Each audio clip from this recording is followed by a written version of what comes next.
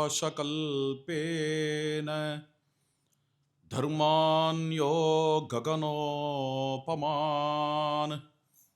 ज्ञेया भेदेन सम्बुद्धः तं वन्दे द्विपदाम्बरम् रत्नाकराधौतपदां हिमालयकिरीटिनीं ब्रह्मराजर्षिरत्नाढ्यां वन्दे भारतमातरम्.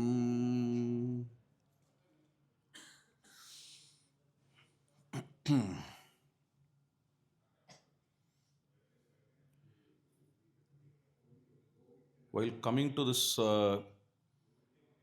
center, we were listening to a lecture on the way about the life history of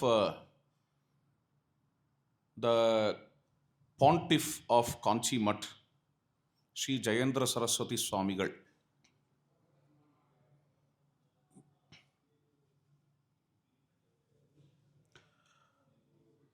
He was suggesting the king of Nepal to make an arch. And of course it was made.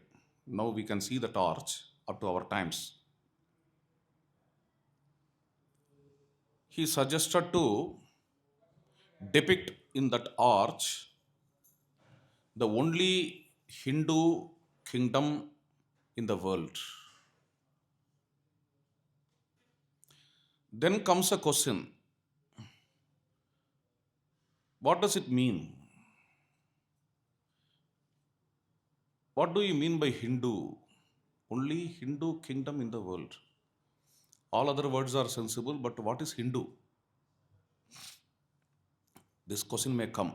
Therefore, to define Hindu, Swamigal asked to depict a statement. He could have given some other statement to define Hindu, because so many people see the word Hindu in so many ways. But as soon as Swamigal was thinking of what is Hindu,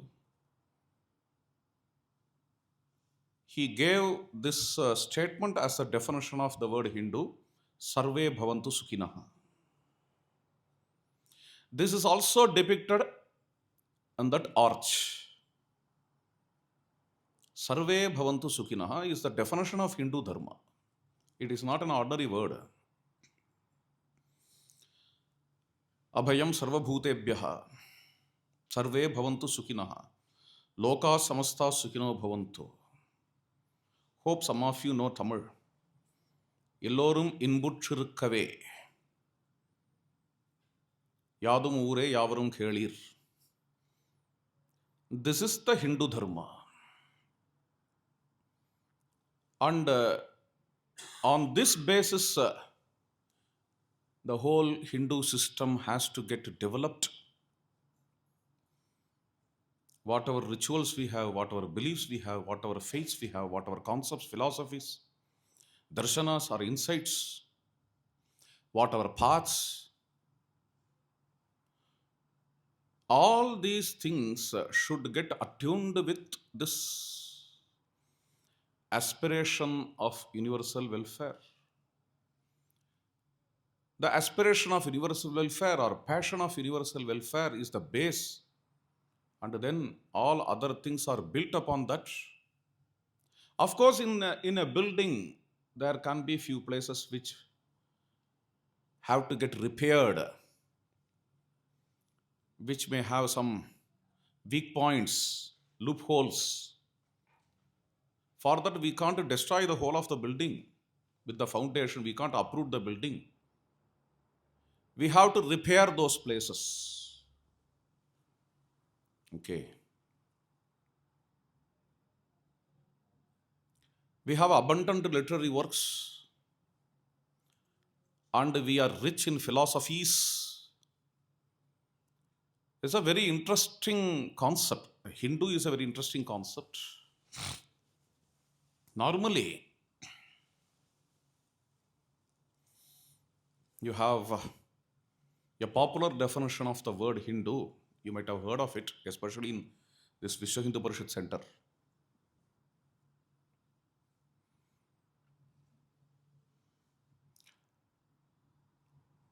The, the culture that is prevalent in between Sindhu Nadi to Sindhu Maha Samudra is Hindu. Have you heard of this definition? Yes. This definition must be derived from the etymological meaning of the word Hindu.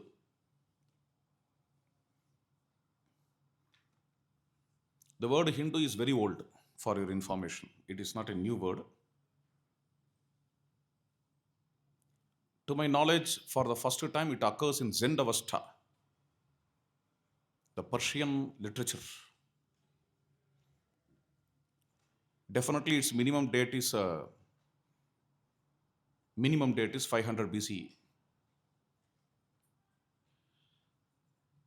It also talks about Hapta Hindu. Not only Hindu, Hapta Hindu is nothing but Sapta Sindhu. And the word Hindu comes in the Old Testament of Bible.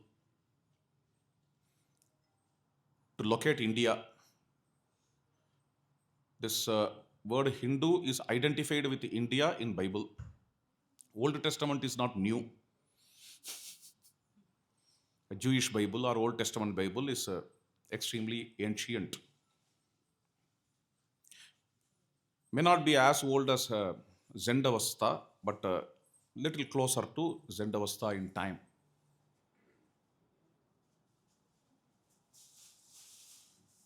Generally, the Persians, the Sanskrit word sa becomes ha. In this way, only Sapta Sindhu is Hapta Hindu. Sindhu is Hindu to them.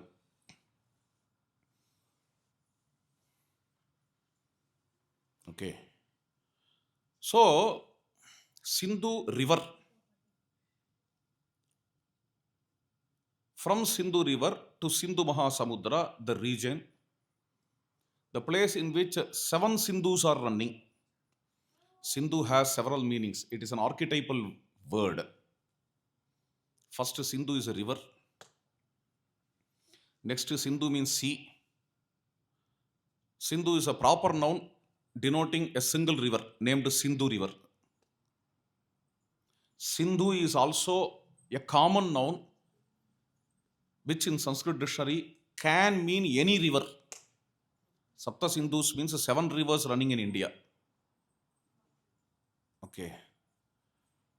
The word Sindhu, again, etymologically, if you search for the root, it goes to Sindhu means flow. Sindhu is to flow. In Tamil also we say Sindhu Giradu. Sindhu.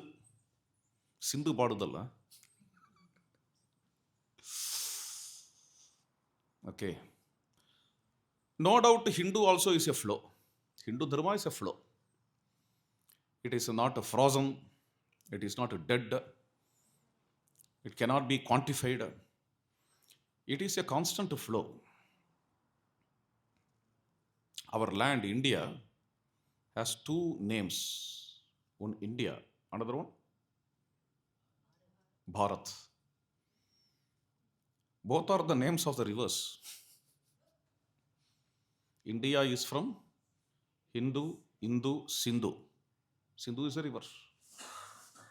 Bharat is from Bharati. Bharati is none other than Saraswati. Ambitame, Naditame, Devitame, Saraswati. Rigvedic river, Saraswati. Okay. So, these 2 rivers give the name to our nation. Interesting. To show that India is a flow. India is a flow, Indian culture is a flow. Yeah, in that way also you can see the definition of Hindu Dharma. The culture that is prevalent in between Sindhu Nadi to Sindhu Maha Samudra is Hindu Dharma. You can see some people define Hinduism in this way. I may not be comfortable to call it as Hinduism. I don't want to call it as ism. I generally use the word Hindu culture or Hindu Dharma. Hmm, there is a definition. One who stays in this land of India, not even staying, one who considers this land as his motherland, Pitrubhuhu, one who considers this land as a sacred land, Punyabhuhu, is called as Hindu. This is a definition. To me, it's only a peripheral definition. It doesn't touch the depth. Even if you say the culture which is prevalent between Sindhu Nadi and the Sindhu Maha Samudra, even it doesn't touch the depth. Because then still the question arises, what is that culture which is prevalent from Sindhu to Sindhu? One who considers India as his motherland is a Hindu may not be right. Because Indonesian Hindus never consider India as their motherland. Bali Hindus, Thais, Hindus in Pakistan, Hindus in Afghanistan, etc., etc., and etc. Hindus in South Africa, Hindus in Fiji.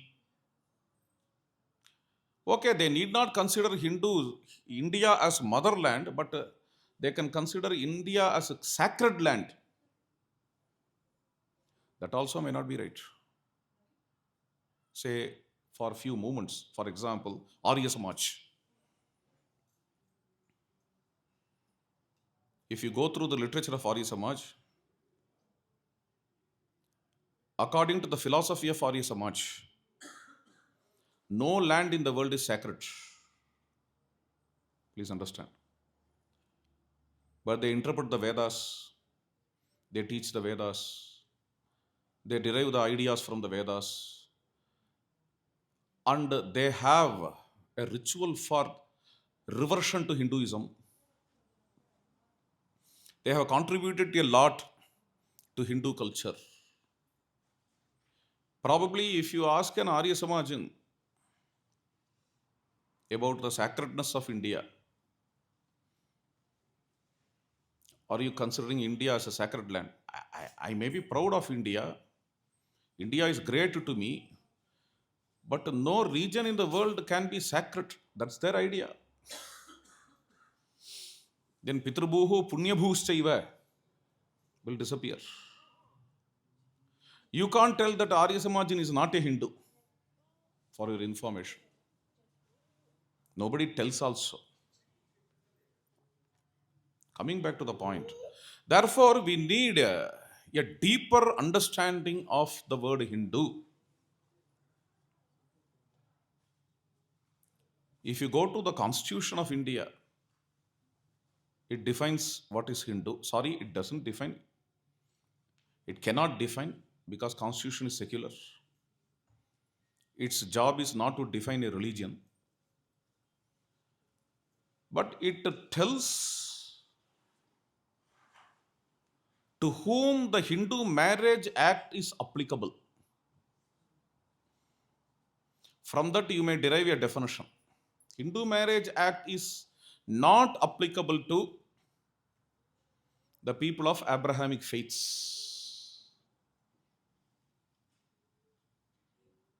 which means the word Hindu also is like that. Okay. Then let us further move, further fathom. Then what is common in all the paths and groups and faiths among the non-Abrahamic faith people? What is common? This question will come. A very interesting question. I hope you are following. Okay.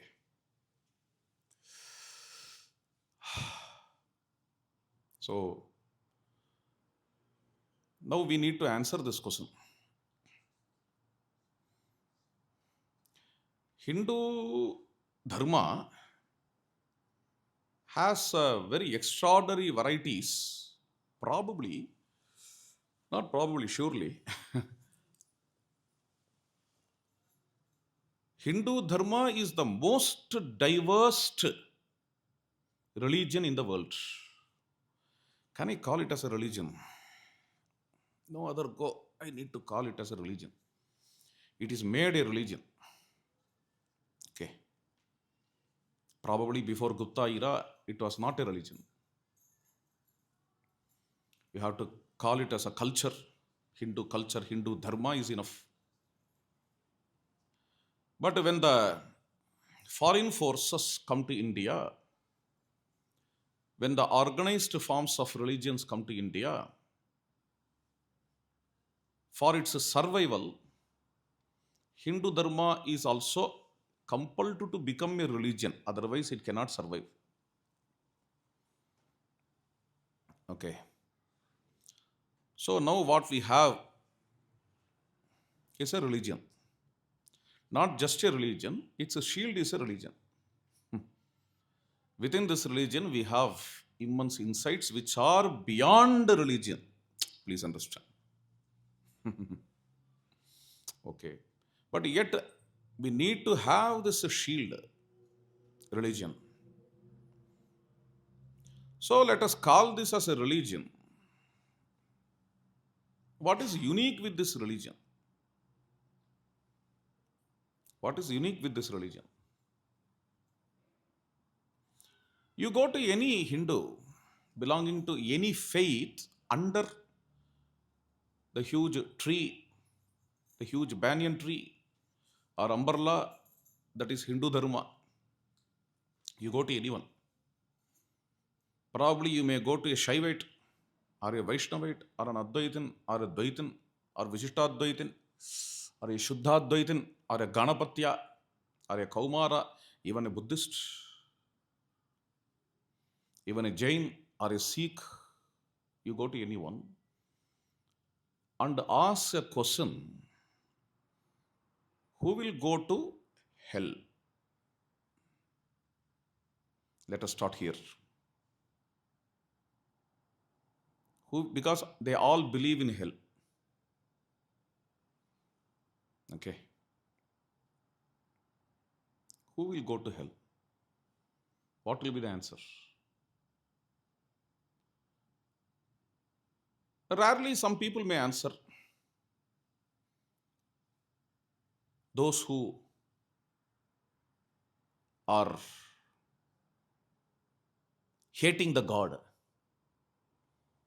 insulting the God, that answer can come, I agree. But in general, commonly all the people have a single answer.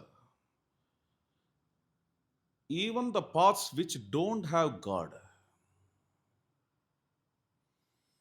under the umbrella of Hindu Dharma, there are paths which don't have God at all. Say, any example?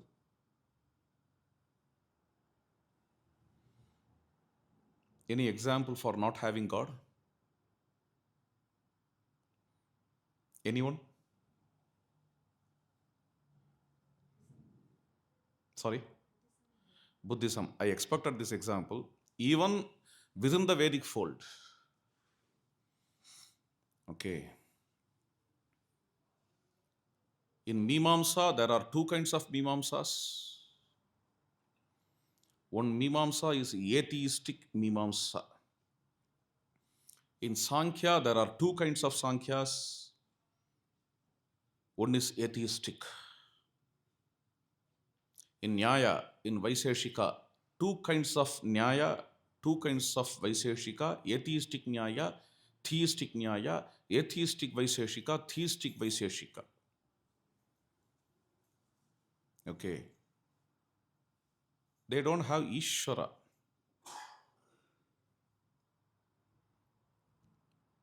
Buddhism also doesn't have Ishvara. Jainism rejects Ishvara. But they all have hell. Idea of hell. To all of them, if you ask the question who goes to hell, the simple answer will be, from most of the persons, the simple answer will be those who harm others go to the hell. Okay. Those who hurt others unnecessarily go to the hell. This is a very common answer.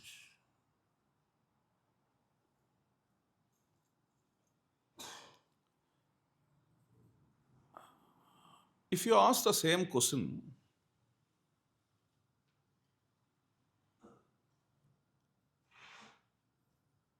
to a bhai, what will be the answer? Yeah. They have 5 components of their religion. Okay. The components. 1, faith. Faith. Allah is the only God. Muhammad is his last prophet. One has to believe this. One must believe this. And every day he has to perform namaz. Every year he has to observe the vrata, vow, fasting for a month, Ramadan. Once in a life, he has to go for Hajj, pilgrimage. And in his life, he has to feed the poor, help the poor. These are the 5 components of Islam. Only those who practice these all 5 components will go to heaven. All others will go to the hell. Okay. And if you take Christianity, one who accepts the only Son of the only God and one who confesses in front of him. Confession is beautiful, no doubt. Confession is a spiritual sadhana. You can confess in front of a great soul by which your heart is purified. But here, confessing not in front of any great soul, please understand. Confession only in front of the only Son of the only God. Alone can take to heaven. Those who don't confess in this way will be damned. When you come to the Hindu Dharma, there what they say is, one who is virtuous, one who helps others, one who is not hurting others, goes to the heaven. One who is hurting others goes to the hell.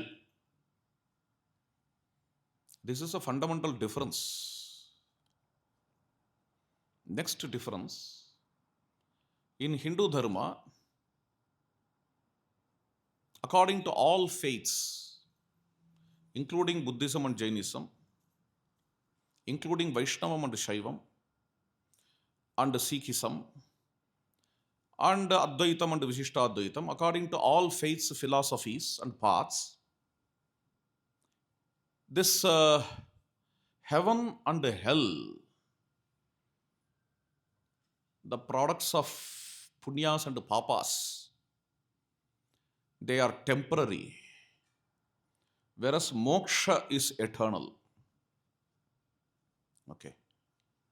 Moksha is eternal. This is what we see. Let us go to moksha a little later. Let us start with the heaven and hell business.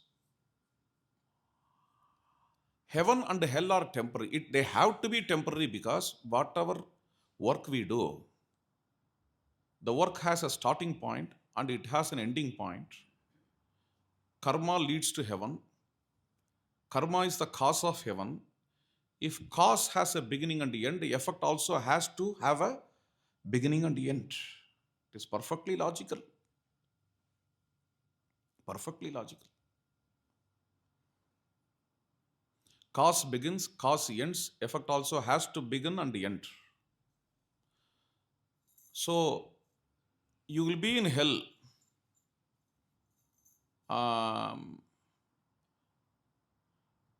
எவ்வளவு பாப்பமோ அவ்வளவு நரகம். Please translate it.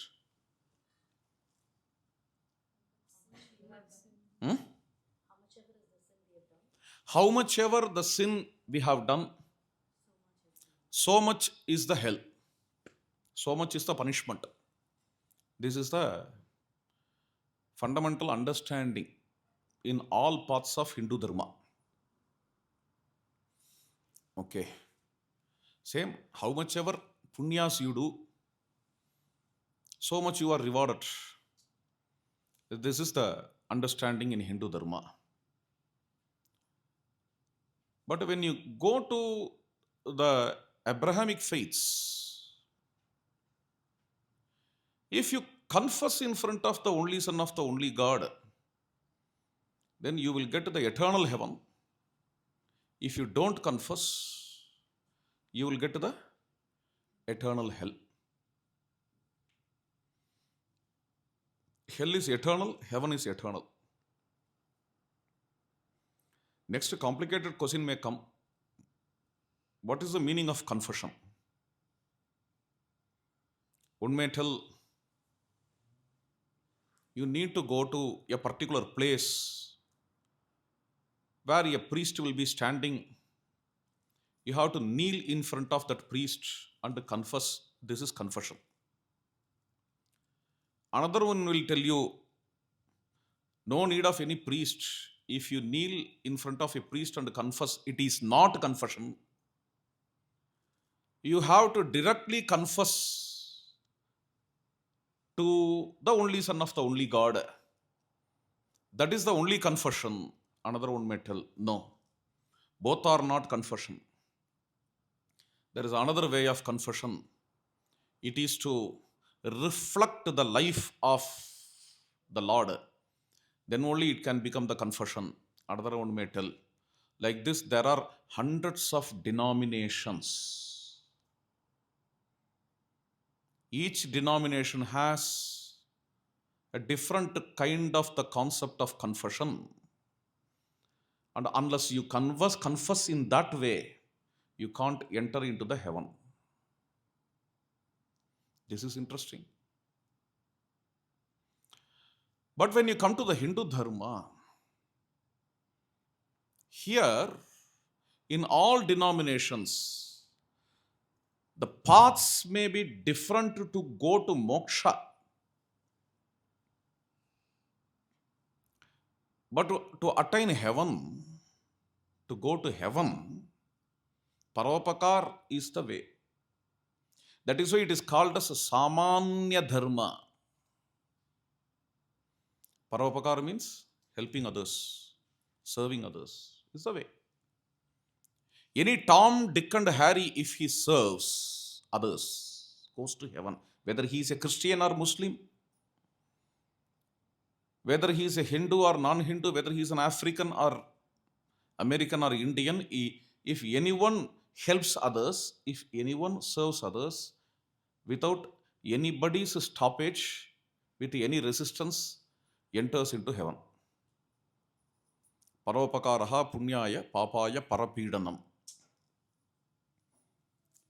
And if anyone hurts others unnecessarily, goes to hell. He may be a Vaishnavite, he may be a Shaivite, he may be an Advaitin or a Visishtadvaitin, he may be a Sikh, he may be a Buddhist. If he hurts others, he goes to hell. Again, hell is temporary. என்னப்பா அது house ஓவரா என்னது? Yes, as much the sin, as much he is hurting, as much the hell. That's the idea. But in Abrahamic faith, hell is eternal. Those who don't confess go to the hell. Finished. That's their idea. This distinguishes the Hindu paths from the Abrahamic paths. Okay, please understand. This is a very important distinction. And this is based on Sarve Bhavantu Sukhinah. Why Hindu paths are like this? Because the Hindu saints who preach the paths, their foundation is the passion of universal welfare. Sarvabhuta hiterataha. The spirit of universal welfare can be found from the Vedas to the Puranas, not only up to Puranas, even after that it continues with the great souls. Great souls like Alvars and the Nayanmars of Tamil Nadu, like the Vyasa Dasa Parampara of Karnataka. Let me start from South India. And like the great Bhaktas of Maharashtra, Namdev, Tukaram, Jnaneshwar, the great saints like Krishna Chaitanya Mahaprabhu from Orissa, and the great souls like Sant Tulsidas, Sri Ramanand of Uttar Pradesh, the great Guru Govind Singh, and Nanak Dev from Punjab, up to Kashmir. Say Kashmiri Shaivism or Abhinav Gupta. In this land that extends from Sindhu River to Sindhu Maha Samudra, length and breadth of this land, the saints who came before us, and even the saints who are now our contemporary, their teachings, their advices are based on universal welfare. Okay. Sarvesham hitaha. This is how Samaveda starts. Right? And the same kind of universal welfare you can see throughout the Vedic literature. Indra asabhyaspari sarvabhyaha abhayam karat. Mitrasyaham chakshusha sarvani bhutani samikshe. Yastu sarvani bhutani atmanyeva anupashyati. You can see these kinds of expressions throughout the Vedas. This is a very precious gift to us. Very rare. Even the term, even the word universal welfare is rare, which is found everywhere in the Hindu scriptures. The Valmiki Ramayana starts from the same thing. Sarvabhuteshu kohitaha. Valmiki asked this question to Narada. Who aspires universal welfare? Please tell me about him. Then only Narada says it is Rama.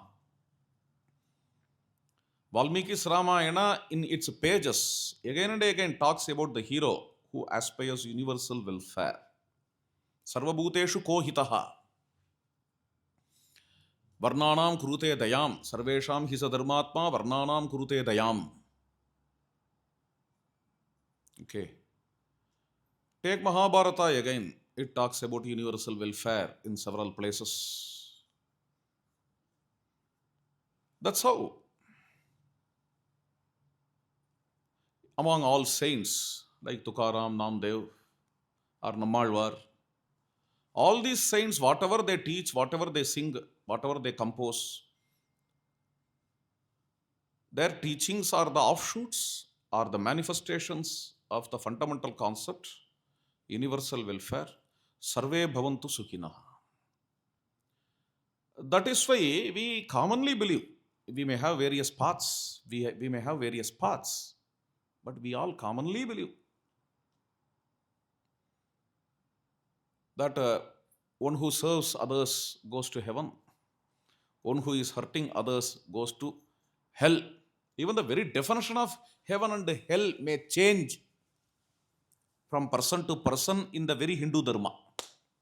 Because there are some believers who say there is no separate heaven or hell. The joy which you enjoy as a result of your punya is heaven, and the sufferings which you get due to the papa is hell. Atraiva naraka swargaha. Bhagavatam says, Swarga and Naraka are here in this world. So this is a fundamental thing. This is called as karma theory, and this karma theory is derived out of the core concept universal welfare. Among the fundamentals of Sanatana Dharma, the first fundamental, or that's a foundation, is the universal welfare. And from universal welfare, this karma theory is derived. Karma theory is derived. Shubhakriti shubhamapnoti, papakriti papamasnute. This is karma theory. One who does punyas gets joy, and one who does papa gets sufferings. This is karma theory. This is found in all parts of Hindu Dharma. And here we have multiple births too, for your information. Multiple births. In this multiple, we believe in multiple births. And in all these births, the karma is flowing. That's the belief in Sanatana Dharma.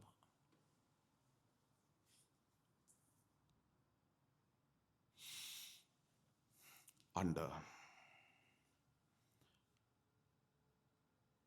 you read some novel or watch a movie. The movie should be a simple movie. Movie should not be complicated. In a simple movie, you will be able to find who is a hero and who is a villain. In the beginning of that movie, a director doesn't come and introduce. In no movie I have seen, director introducing, he is bringing a boy, telling this boy or this man is hero. And you come. This fellow is villain. And that lady, you come here. She is heroine. You can never see any movie where a director is standing and introducing all of them. But by watching that movie or reading that novel, you understand who is the hero of that novel, who is the villain of that novel. And a very important thing is, this understanding is common. Please understand, this understanding is not subjective in a simple movie. This understanding is not subjective. This understanding is common. Someone reads some novel, say Harry Potter. I have not read it. But for your understanding, I am taking this as an example. Who is the hero in Harry Potter? Harry Potter. Who is the villain in Harry Potter? I don't know the name.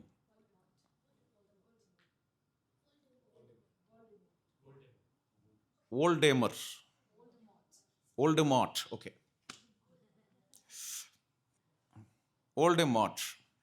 Pardon if there is some mistake. Is a villain. Anyone can understand it. Anyone can understand this way, but the author doesn't show anyone as hero or villain. In the beginning, in preface, he doesn't write In this novel, he is hero. See, this so and so is hero. So and so is villain. Never. We ourselves understand how how do we understand? You may tell because the novel is that hero centric. Novel may not be hero centric. Sometimes novel may be villain centric. Can be. Still, we understand who is a hero, who is a villain. Hero may come only in last scenes. Okay. In Paradise Lost, Saturn is very much described, is magnified. Still, we understand Saturn to be villain. Okay. So then, what makes a person hero and what makes a person villain? The minimum expectation from a hero, minimum expectation, he should not disturb the society, at least at the end of that novel. He may be going on disturbing the society till the 75 percentage of that movie or novel. At least in the last part of the novel, he should not disturb the society. This is the minimum expectation for a hero. Maximum expectation, like Rama, he should have all tall virtues. He should be embodiment of dharma. He should be embodiment of human values, excellent with all qualities. This is how we expect from him. What is the minimum qualification of the villain and the maximum qualification of the villain? Maximum qualification, he should be a very great terrorist, hurting the whole world, planning to destroy the whole world. Minimum qualification, he should at least hurt the hero's family. Okay. And this is interesting. Without anybody's advice, we understand such and such a guy as hero and such a guy as villain. And in the whole of the novel, we see here Sigmund Freud says the novel, the short story or movie, all these things are created by the humans only to daydream.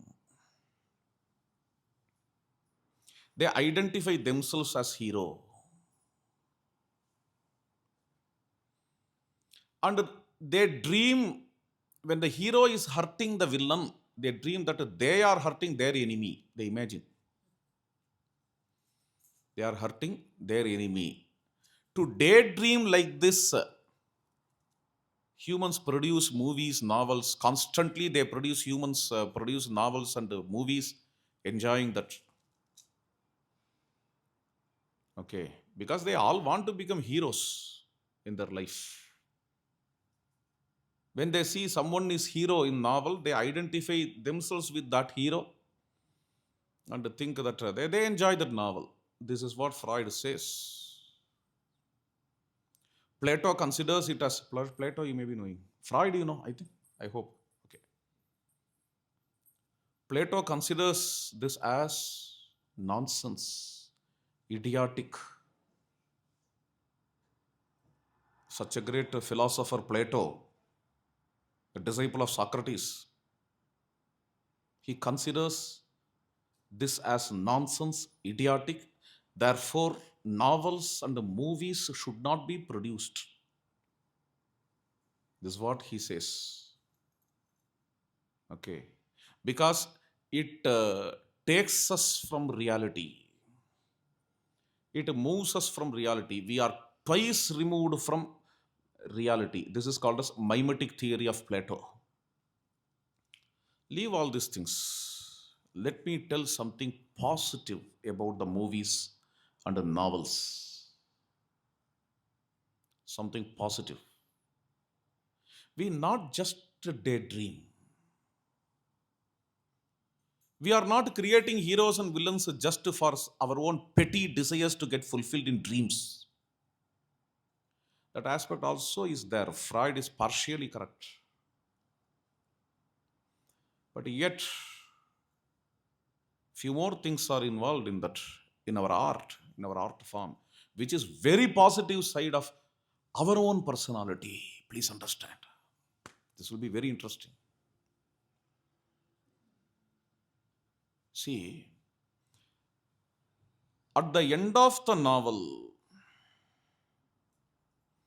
we expect the hero to conquer the villain. At the end of the novel, we also expect that the villain has to get transformed either, or the villain has to get defeated. Which means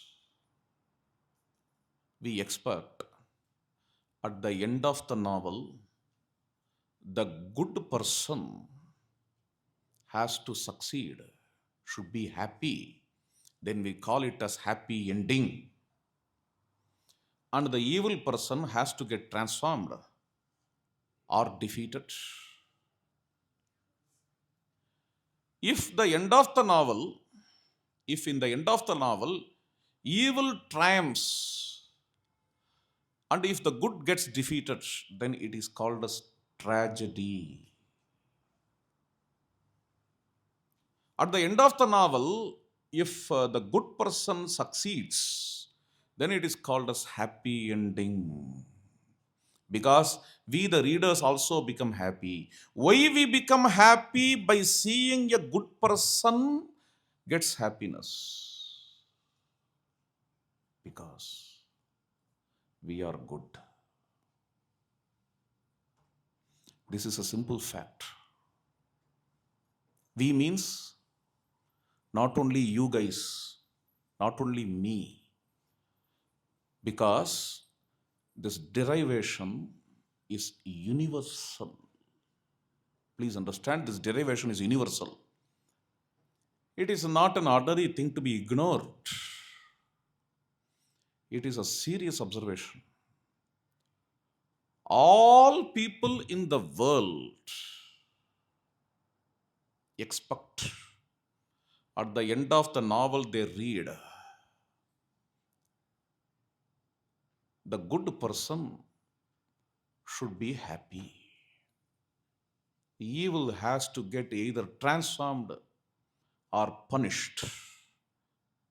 With this expectation, novels are read, movies are watched. With this expectation, the stories are read. So, we are not just dreaming how the hero fights, how the hero loves, how the hero cracks jokes, and identifying ourselves with the hero. We identify, it is true, we identify with heroes. Why should we identify ourselves with the hero and not the villain? Please tell me. Even if the novel ends with the success of the villain, why we tend to identify ourselves with the hero and not the villain?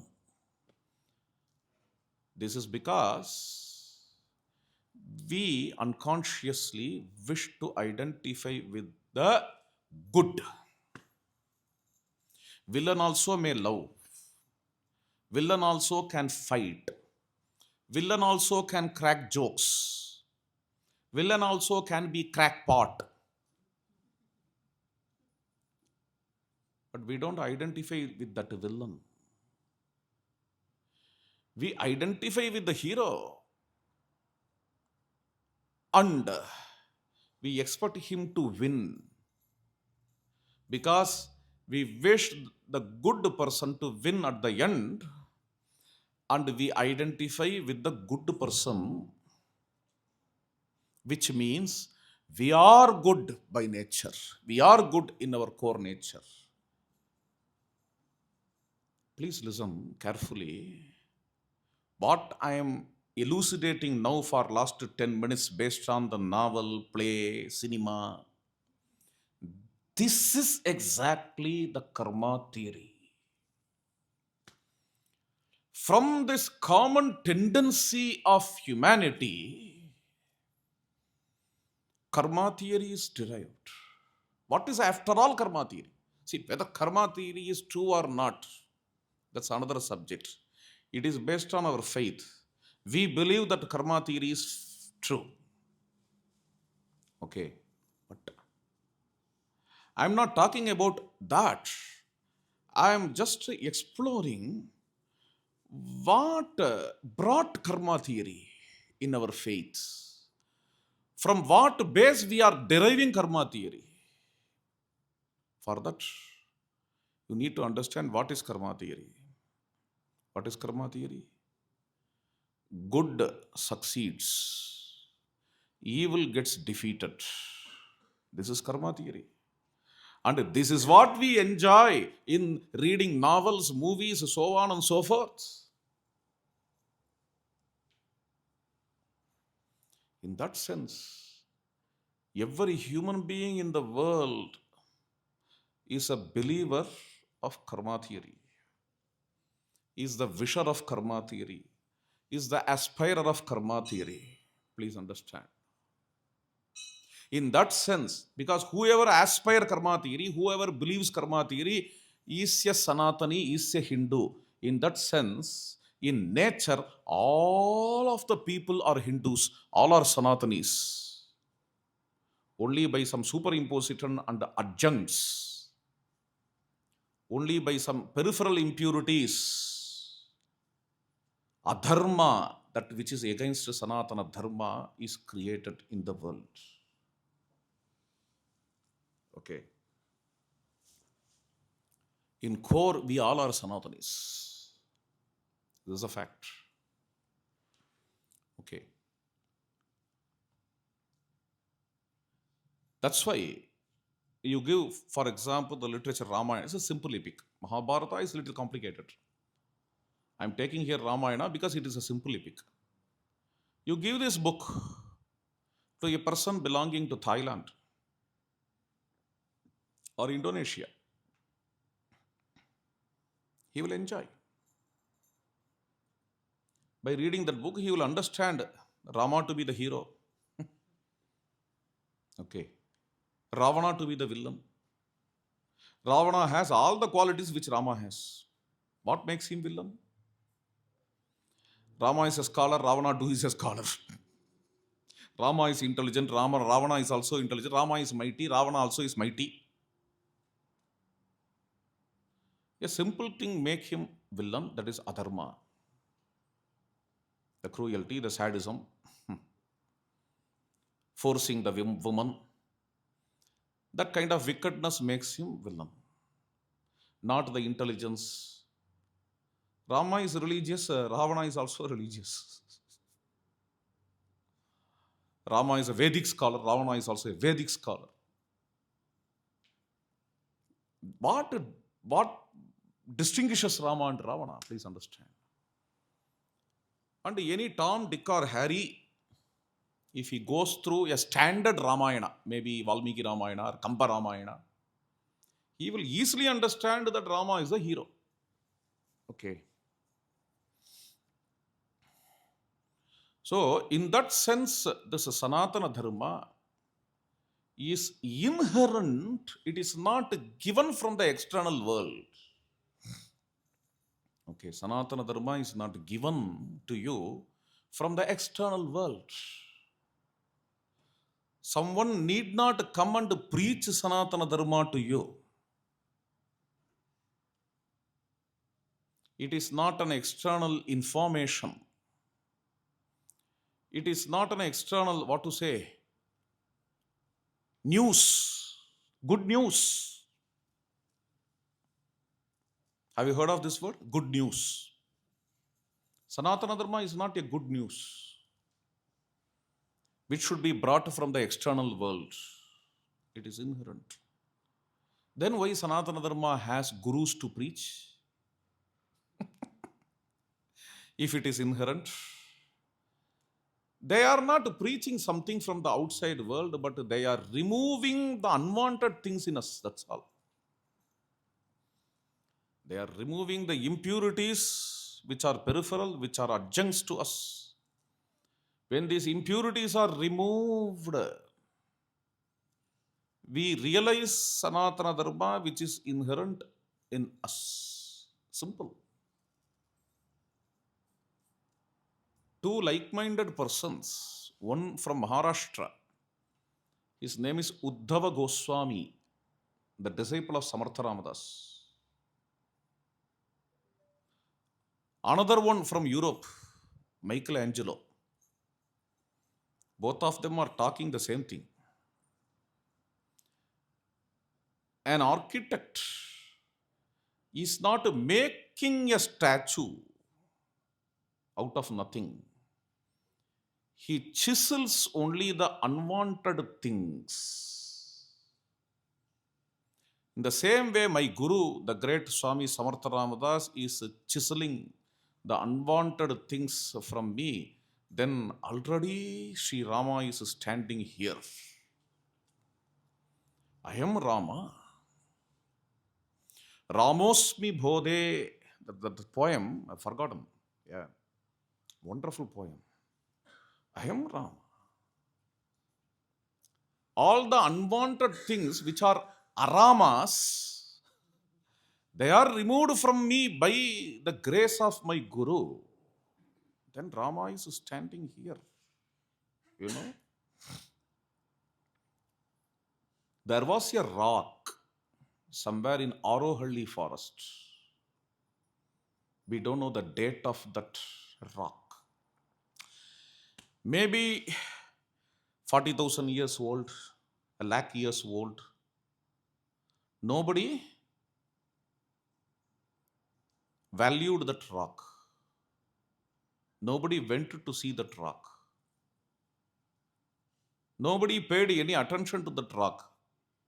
That was existing in solitude in that Arohalli forest of Karnataka. All of a sudden, someone came, an architect. This gentleman's name is Arun Yogi Raj. Have you heard of this name? Yes. He removed the unwanted things in this rock.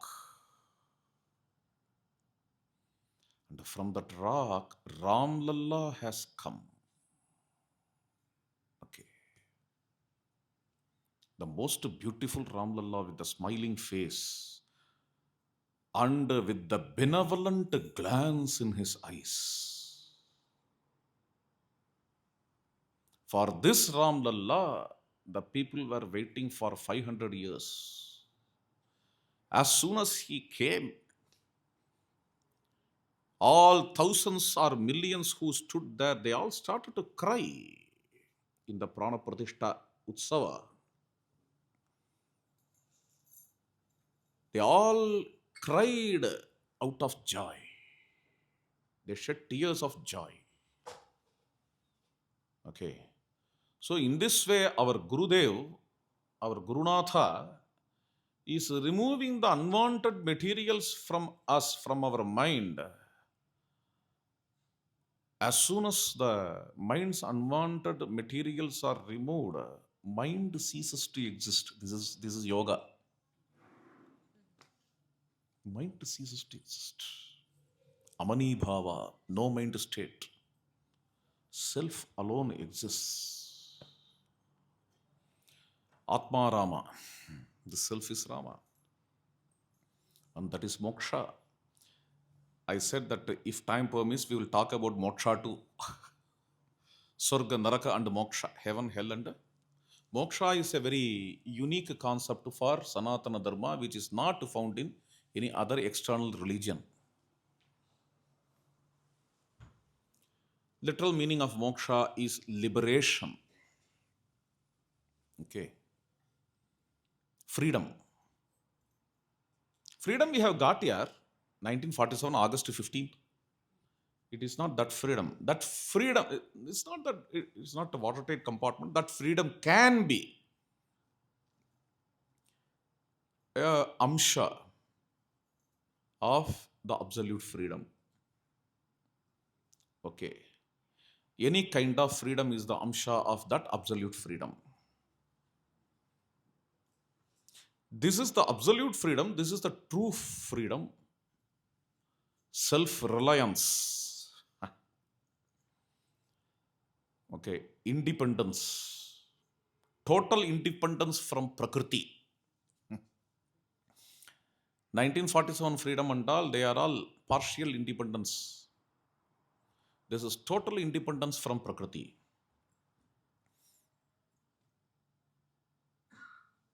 Athamartyaha amruto bhavati.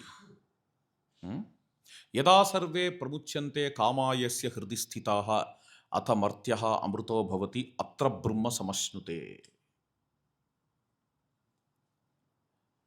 When all the dependencies, when all the craving desires,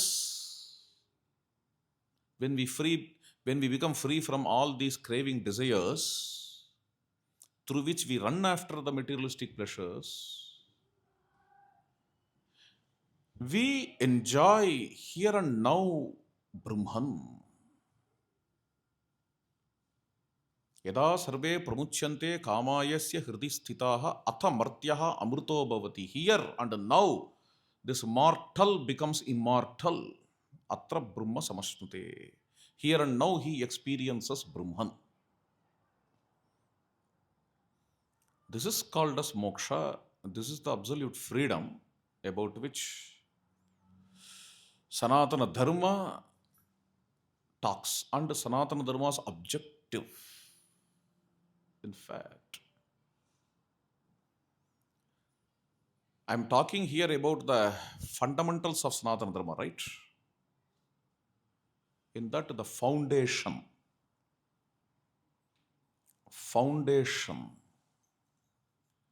is Sarve Bhavantu Sukhinah, I said. Even to the foundation of Sarve Bhavantu Sukhinah, there is yet another foundation, yet another base. What is that? Infinite. Yastu sarvani bhutani atmanyeva anupashyati sarvabhuteshu cha atmanam tatona vijigupsate. One who sees self in all and all in self never has hatred in his mind. Atman is all pervasive. Atman is infinite. What does it mean?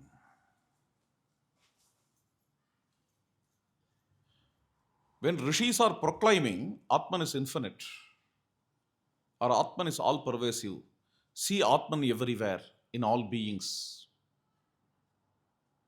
We are from the outside world listening to the rishis and taking that teaching as a dogma. Even to take this teaching as dogma itself is wonderful.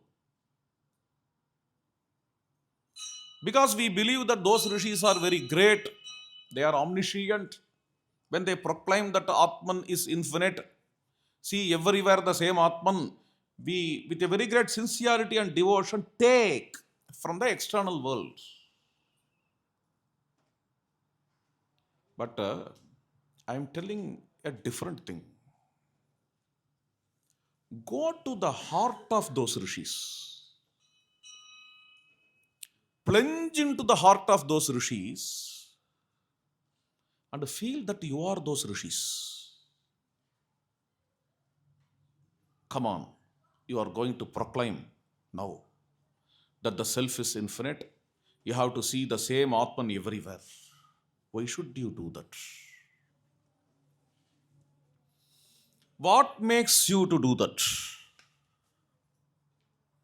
What makes the rishis to proclaim that the Atman has to be seen everywhere?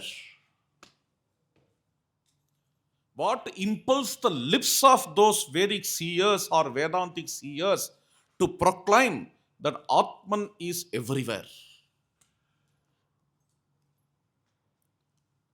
The simple answer is Atman is everywhere See Atman everywhere. This is nothing but love everyone, respect everyone. Swatmanaha pratikulani na paresham samacharet. How to translate this? Swatmanaha is a very subtle shloka in Sanskrit. Swatmanaha pratikulani. Whatever the way in which I think that I should not be treated by others, I should not give such treatment to others. Swatmanaha, this is the seeing of Atman everywhere. Swatmanaha pratikulani na paresham samacharet. See the Vedanta, the pragmatic Vedanta, in Krishna's lips, in the Gita, சுகம் வா எதிவா துக்கம் சயோகி பரமோ மதஹா. அதுக்கு முன்னாடி என்னப்பா? சுகம் வா எதிவா துக்கம் ஆத்மௌபம்யேன சர்வத்ர சமம் பஷ்யதியோ நரஹா சுகம் வா எதிவா துக்கம் சயோகி சயோகி பரமோ மத. He is the greatest yogi in the world, who sees all the beings equal to the Atman. Deliberately Krishna uses the word equal here. Normally, in Vedantic texts, don't use the word equal. Normally, when you go through Vedantic texts, it will tell, see Atman everywhere. Simple. Krishna makes it complex here. He is the greatest yogi who sees all beings equal to his Atman. Why he is bringing the word equal? He wants to make us understand a very important concept. This comes in the next line. Sukham va yadiva dukkham. Beautiful. Whether joy or misery, he brings that dimension. Whether joy or misery, one who sees all beings equal to his own self, he is the greatest yogi in the world. This is nothing but empathy. Here the Vedanta becomes empathy. Empathy is derived out of Vedanta. Unless we understand this empathy, unless we derive this universal love, universal harmony from Vedanta, however great scholar you may become in Vedanta or yoga, that is futile. You may master the subject, you may deliberate it well, you may establish that Brahman is infinite, you may explain pages after pages, you may explain the meaning of Aham Brahmasmi, Tattvamasi, Sarvam Khalvidam Brahma, all these things. Unless you learn to respect others, unless you empathize, unless you love others, all these things will become futile. Vedanta will become purposeless. That Vedanta is dogmatic Vedanta. But these great souls like Krishna, they are insightful in the Vedanta. They are not dogmatic like us. Okay. This is the fundamental. The fundamental is this infinite. Our fundamental is wonderful. You might have heard of a word, fundamentalism. Have you heard of this word? It's a negative word. It becomes negative because those who coined this word fundamentalism, their fundamental is the eternal hell to the disbelievers. If our fundamental is universal welfare, what is wrong with this word fundamentalism? I am not comfortable with this ism. You may call it as fundamentality. Okay, like humanity. Fundamentality. This is the fundamental of Sanatana Dharma. So, the foundation, the core, the base is the infinite Brahman, infinite divine. Seeing Atman in all, yastu sarvani bhutani, Atmanyeva anupashyati. From that, aspiration of universal welfare is derived. From the aspiration of universal welfare, karma theory is derived. Okay. Then all other rituals, performances, faiths, beliefs, stories, they all are derived from this karma theory, its base universal welfare, its base the infinite Brahman. Okay. This is Sanatana Dharma. Dhanyavad.